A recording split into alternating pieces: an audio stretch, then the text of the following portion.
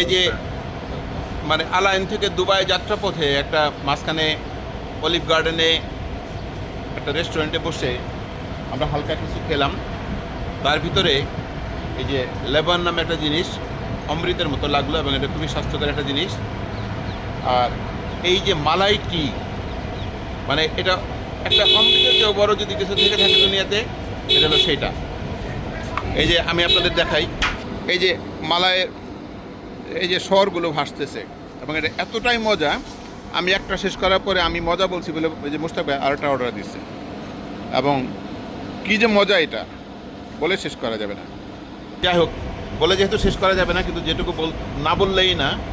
এই যে 4টা দিন আমি আলাইনে থাকলাম, দুবাই আলাইন, মুস্তাক ভাই এখানে তার বসদের সাথে, এমিরাটস এয়ারলাইন্সের ম্যানেজার উনি, এবং তার যে বসদের সাথে আমার অফিসিয়াল একটা মিটিং করানো, তার কলিগদের সাথে মিটিং করা, তারপরে এই যে এমিরাটসের ট্র্যাডিশনাল গিফটগুলো ইনক্লুডিং A380 এয়ারক্রাফটের একটা মডেল আমাকে গিফট করছে।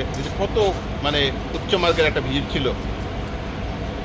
যাই হোক, 4 দিন উনি আমাকে ভিআইপি ট্রিটমেন্ট দিচ্ছেন, এয়ারপোর্ট থেকে রিসিভ করা থেকে শুরু করে 5 স্টার মানে খাওয়া দাওয়া, থাকা খাওয়া, তারপরে যে বিভিন্ন প্রোগ্রাম করা, মরুথেরাপিতে নিয়ে যাওয়া, মাছ ধরতে নিয়ে যাওয়া, মাছের তেল, ওমেগা 3 যুক্ত স্পেশাল মানে মাছের ডিম এবং মাছের মাথার মাছের ব্রেন, তারপরে হলো এই যে মাছের তেল, এগুলো সব যেভাবে উনি খাওয়ায় আমাকে হেলদি করে দিছেন। তারপরেও আমি তার প্রতি অতটা কৃতজ্ঞ হই নাই যতটা না কৃতজ্ঞ হইলাম এই যে এই চাটা আর এই লাবানটা খাওয়ার জন্য। তো যাই হোক, তার চেয়েও বেশি হলো যে মুস্তাক ভাই এত কিছু করছেন, তারপরে আমার কাছে মনে হইতেছিল যে উনি মানে আরও কিছু করতে পারতাম, এবং উনি মানে আমার কাছে অনেক অপরাধ করছেন, অনেক অত্যাচার করছেন এই কয়দিন আদরের নাম করে। হ্যাঁ, মানে ওনার ভালোবাসাটা হলো অসহ্য ভালোবাসা।